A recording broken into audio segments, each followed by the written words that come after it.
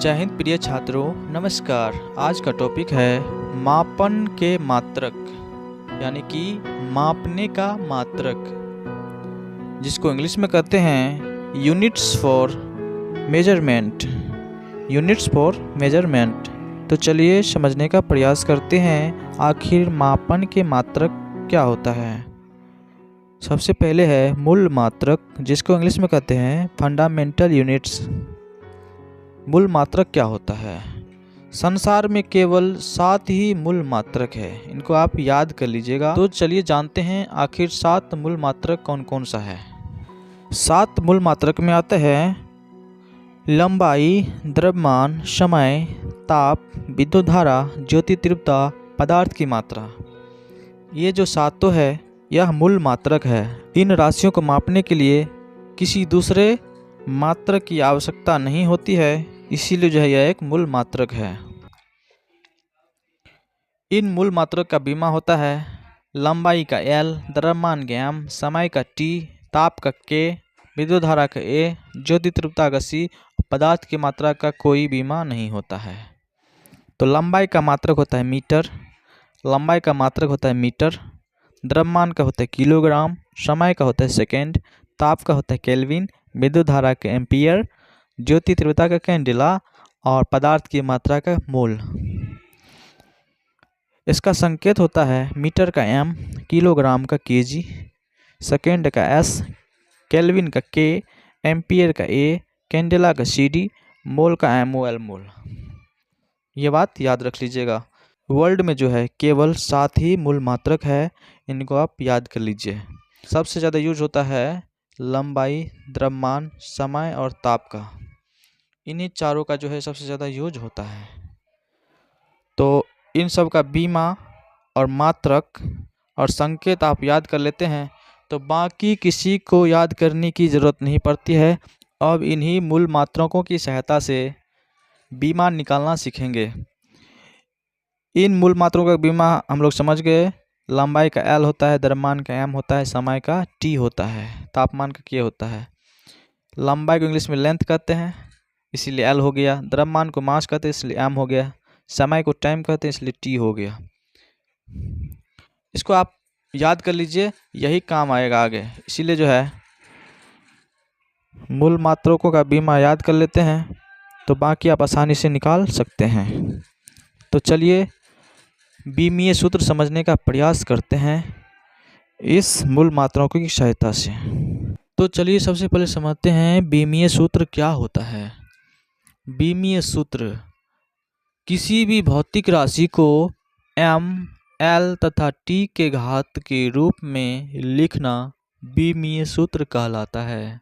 मैं पहले ही बता चुका हूँ कि द्रव्यमान का होता है M, लंबाई का होता है L तथा समय का होता है T। ये आप 3 याद कर लेते हैं तो बाकी आप आसानी से बीमीय सूत्र लिख सकते हैं, क्योंकि किसी भी भौतिक राशि को M, L तथा T के घात के रूप में ही लिखना बीमीय सूत्र कहलाता है। इसीलिए लंबाई का बीमा L, द्रव्यमान का बीमा M, समय का बीमा T आप याद कर लेते हैं तो बीमीय सूत्र आप आसानी से निकाल पाएंगे। उदाहरण के लिए M पर पावर 0, L पर पावर 1, T पर पावर 0, M पर power 1, L to the power 2, T to the power 1 इत्यादि। इस रूप में हम जो लिख देंगे तो यही बीमीय सूत्र कहलाएगा। लंबाई का बीमीय सूत्र होता है L, क्योंकि इसको इंग्लिश में बोलते हैं लेंथ। द्रव्यमान का होता है M, क्योंकि इसका इंग्लिश होता है मास। समय का होता है T, बीमीय सूत्र, क्योंकि समय को इंग्लिश में कहते हैं टाइम। अब बारी बारी से हम वेग, चाल, क्षेत्रफल, आयतन, घनत्व, इन सब चीज़ का बीमा आसानी से निकाल सकते हैं। कैसे निकाल सकते हैं तो चलिए समझने का प्रयास करते हैं। अंत तक बने रहिए, आसानी से आप समझ पाओगे। सबसे पहले है वेग। वेग का बीमा निकालने के लिए वेग का फॉर्मूला याद रखना होगा, और वेग का फॉर्मूला याद रखने के लिए वेग का परिभाषा याद रखना होगा। तो बताइए वेग का परिभाषा क्या है? नहीं पता तो चलिए समझते हैं। एक निश्चित दिशा में प्रति सेकंड किसी व्यक्ति या वस्तु द्वारा तय की गई विस्थापन को वेग कहते हैं। समझ गए वेग क्या हुआ? एक निश्चित दिशा में प्रति सेकंड किसी व्यक्ति या वस्तु द्वारा तय किए गए विस्थापन को वेग कहते हैं। अर्थात वेग बराबर हो गया विस्थापन बटा समय, क्योंकि प्रति सेकंड क्या तय करता है? विस्थापन तय करता है। तो हो गया वेग बराबर विस्थापन बटा समय। विस्थापन को हम किस चीज़ से मापेंगे? एल से, लंबाई से मापेंगे। तो इसका बीमा हो गया एल। और समय को किस चीज़ से मापेंगे? टाइम से। तो इसका बीमा हो गया टी। अब यहाँ पे बताया गया था किसी भी भौतिक राशि को एम, एल तथा टी के घात के रूप में लिखना है, बीमीय सूत्र कहलाता है। तो ये तो घात के रूप में है नहीं, इसको घात के रूप में लाएंगे। कैसे लाएंगे? तो एल ऊपर में है पहले से, एल को ऐसे ही छोड़ देंगे। टी को यदि ऊपर ले जाएंगे तो ये माइनस में हो जाएगा, क्योंकि ये नीचे वाला है, जब ऊपर जाता है तो इसका चिन्ह माइनस हो जाता है। यह बात आप अच्छी तरह से जानते होंगे। तो इसका हो गया L T to the power -1। इसका वेग का बीमा हो गया एल टी पावर -1। और ऐसे कोष्टक से घेर देंगे तो ये इसका बीमा हो जाएगा। ऐसे बॉक्स में नहीं घेरेंगे तो बीमा नहीं कहलाएगा, इसलिए बॉक्स में घेरना जरूरी है। नेक्स्ट है चाल। चाल का बीमा कैसे निकालेंगे? तो सबसे पहले चाल का परिभाषा समझना जरूरी है। चाल किसे कहते हैं? किसी व्यक्ति या वस्तु द्वारा एकांक समय में तय किए गई दूरी को चाल कहते हैं। एकांक समय में तय की गई दूरी को चाल कहते हैं। तो चाल बराबर क्या हो गया? दूरी बटा समय। दूरी बटा समय। दूरी को जो है एल से मापते हैं। दूरी का बीमा क्या हो गया? एल हो गया। और समय का बीमा टी हो गया। यहाँ पे एक नोट याद कर लीजिए, विस्थापन और दूरी का बीमा जो है एल ही होता है। दोनों का बीमा एल ही होता है, इसको याद रख लीजिएगा। क्योंकि विस्थापन और दूरी को मापने के लिए जो है लंबाई की ज़रूरत ही होती है। इसी प्रकार जिस प्रकार इसको किए हैं, इसी प्रकार सेम इसको एल ऐसे ही रहेगा ऊपर में, और जो नीचे में है ऊपर जाएगा तो माइनस हो जाएगा। L T power -1 L into T power -1 कोष्ट में घेर देंगे। तो चाल का बीमा यह हो जाएगा एल टी पावर -1। तो बीमा निकालने के लिए सबसे पहले इसका सूत्र याद रखना जरूरी है। सूत्र याद नहीं है तो परिभाषा याद कर लीजिए, तो सूत्र आसानी से निकल जाएगा। नेक्स्ट है क्षेत्रफल। क्षेत्रफल का बीमा कैसे निकालेंगे? क्षेत्रफल बराबर क्या होता है? लंबाई गुने चौड़ाई। लंबाई गुने चौड़ाई को क्षेत्रफल कहते हैं। तो लंबाई को भी एल से ही मापेंगे और चौड़ाई को भी एल से, क्योंकि दोनों तो चौड़ाई भी तो लंबाई हुआ एक तरह से। लंबाई गुने चौड़ाई, तो लंबाई को एल से मापेंगे तो चौड़ाई को भी तो एल से ही मापेंगे। चौड़ाई का बीमा तो एल ही होगा। तो एल इंटू एल, क्योंकि चौड़ाई भी तो एक तरह से लंबाई है। एल इंटू एल क्या हो जाएगा? एल स्क्वायर हो जाएगा। क्षेत्रफल का बीमा हो जाएगा एल स्क्वायर। इसी तरह आयतन का हो गया लंबाई गुने चौड़ाई गुने ऊंचाई। तो लंबाई को जब एल से मापेंगे तो चौड़ाई को भी एल से मापेंगे, तो ऊंचाई को भी तो एल से ही मापेंगे कहीं ना कहीं। ऊंचाई भी तो एक तरह से लंबाई है। तो एल इंटू एल यानी 3 बार एल हो गया, तो एल क्यूब हो जाएगा। आयतन का बीमा हो जाएगा एल क्यूब।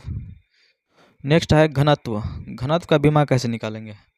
घनत्व बराबर होता है द्रव्यमान बटा आयतन। द्रव्यमान बटा आयतन। द्रव्यमान का बीमा क्या होता है? एम। द्रव्यमान को इंग्लिश में मास कहते हैं, इसका बीमा हो गया एम।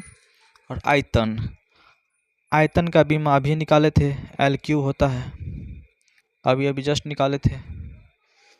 तो यहाँ पे नीचे में हो जाएगा एल क्यूब। तो एम इंटू ये नीचे वाला ऊपर जाएगा तो ऊपर में जाके माइनस हो जाएगा, ऊपर में जाके पावर का घात माइनस हो जाएगा। M into L to the power -3। -3 दर्शा रहा है कि कहीं ना कहीं नीचे से ऊपर आया है। -3 यह दर्शाता है कि कहीं ना कहीं यह नीचे से ऊपर आया है, इसलिए जो इसको माइनस में दिखाया गया है। m इंटू L⁻⁻3 इसका घनत्व का बीमा यह हो जाएगा। इस बॉक्स में घेरना अत्यंत ज़रूरी है। बॉक्स में हम लोग नहीं घेरेंगे तो बीमा नहीं कहलाएगा, इसलिए जो है बॉक्स में घेरना जरूरी होता है। इसी प्रकार दुनिया के तमाम भौतिक राशि का बीमा आसानी से निकाल पाएंगे। नेक्स्ट है त्वरण। त्वरण का बीमा कैसे निकालेंगे? त्वरण बराबर होता है वेग में परिवर्तन बटा समय। वेग में परिवर्तन बटा समय। त्वरण का परिभाषा आप लोग पढ़े होंगे तो उसमें आपको जानकारी मिला होगा। किसी वस्तु के वेग में परिवर्तन की दर को त्वरण कहा जाता है। किसी वस्तु के वेग में परिवर्तन की दर को त्वरण कहा जाता है। अब यहाँ पे एक समय है, वेग में परिवर्तन होता है तो त्वरण बराबर होता है वेग में परिवर्तन बटा समय। अब वेग में परिवर्तन, वेग बराबर क्या होता है? विस्थापन बटा समय। हम लोग पहले पढ़ चुके हैं वेग बराबर क्या होता है? विस्थापन बटा समय। और नीचे में भी समय है। वेग बराबर क्या होता है? विस्थापन बटा समय, और यह समय पहले से था तो विस्थापन बटा समय बटा समय। अब समय के बटा में कुछ नहीं है तो यहाँ पे 1 लिख सकते हैं आसानी से। यहाँ पे नीचे में जो है 1 लिख सकते हैं। अब बताइए विस्थापन का क्या होता है? L। समय का क्या होता है? T। इसी तरह इस समय का क्या हो गया? T, और नीचे में 1 है तो 1 यहाँ पे लिख दिया। अब इसको क्या करेंगे? इसको ऐसे ही L/T लिख देंगे और इसको क्या करेंगे? ये नीचे है ऊपर जाएगा। भिन्न भाग आप लोग पढ़े होंगे। भाग को यदि गुणा में कन्वर्ट करते हैं तो यह जो है पलट जाता है, तो 1 ऊपर चला जाएगा और T नीचे आ जाएगा ऐसे ही। अब क्या करेंगे? L को 1 से गुना करेंगे तो L हो जाएगा, और T को T से गुना करें तो T² हो जाएगा। तो अभी भी बीमा नहीं हुआ। बीमा को इस रूप में लिखना पड़ेगा, L/m और T के घात के रूप में लिखना पड़ेगा, तभी जाके बीमा निकलेगा। तो यहाँ पे L और ये T² नीचे में है, इसको ऊपर ले जाएंगे तो T पे पावर हो जाएगा -2। L T पे पावर -2 हो जाएगा, और इसको बॉक्स में घेर देंगे तो यह हो जाएगा त्वरण का बीमा। नेक्स्ट है बल। बल का फॉर्मूला क्या होता है? द्रव्यमान गुणित त्वरण। F बराबर क्या होता है? ma। तो द्रव्यमान का बीमा क्या होता है? m। और त्वरण का बीमा अभी अभी निकाले थे, क्या होता है? LT⁻²। तो m इंटू LT पे पावर -2। द्रव्यमान का बीमा m हो गया, और त्वरण का बीमा जो है ये यहाँ से उठा के यहाँ रख दिए। अब इसको गुना करेंगे तो ml और T पे पावर -2, ये जो है बल का बीमा हो गया। इसी प्रकार किसी भी भौतिक राशि का बीमा आसानी से निकाल पाएंगे। यदि आप 7 मूल मात्रा का बीमा याद कर लिए हो, दुनिया का किसी भी मात्रा का बीमा आसानी से निकाल पाएंगे। इसीलिए मैं आप लोगों से विनती करता हूँ कि 7 मूल मात्रक जो है उनका बीमा आप याद कर लीजिए। जैसे कि लंबाई का L है, द्रव्यमान का M है, समय का T है, ये सब आप याद कर लेते हैं तो इन सब चीज़ का बीमा निकालना बिल्कुल ही आसान हो जाता है। नेक्स्ट है कार्य। कार्य का बीमा कैसे निकालेंगे? कार्य बराबर क्या होता है? बल गुने विस्थापन। बल गुने विस्थापन। अभी अभी बल का बीमा निकाले थे, mLT⁻²। इसको ऐसे लिख देंगे, और विस्थापन का बीमा L होता है, क्योंकि विस्थापन भी L से ही मापा जाता है। कार्य बराबर होता है बल गुने विस्थापन। बल का बीमा यह होता है mLT⁻², क्योंकि अभी अभी जस्ट निकाले थे, और विस्थापन का बीमा L होता है। विस्थापन और दूरी दोनों का बीमा L ही होता है। अब इसको गुना करेंगे तो इसका बीमा निकल के आ जाएगा mL पे पावर 2, क्योंकि L 2 बार है तो L पे पावर 2 हो जाएगा, और T पे पावर -2। यही जो है इसका बीमा हो गया, कार्य का बीमा। मैं आशा करता हूँ कि बीमा निकालना आप अच्छी तरह से समझ गए होंगे। तो मिलते हैं नेक्स्ट वीडियो में नए टॉपिक के साथ। तब तक के लिए जय हिंद, जय भारत, वंदे मातरम।